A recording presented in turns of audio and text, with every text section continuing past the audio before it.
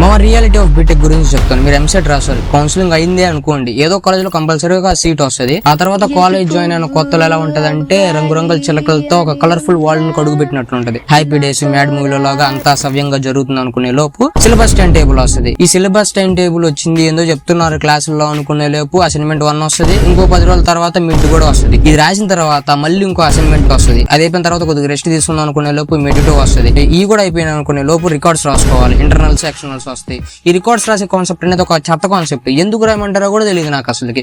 ఎందుకు కానీ రాయాలి. ఇంకా ఫైనల్ గా సెమ్ ఎగ్జామ్స్ వస్తాయి. నిద్రపోవడానికి కూడా టైం దొరకదు. లాస్ట్ కి ఏదో సబ్జెక్ట్ దెంగేస్తుంది, వేరే విషయం అనుకోండి.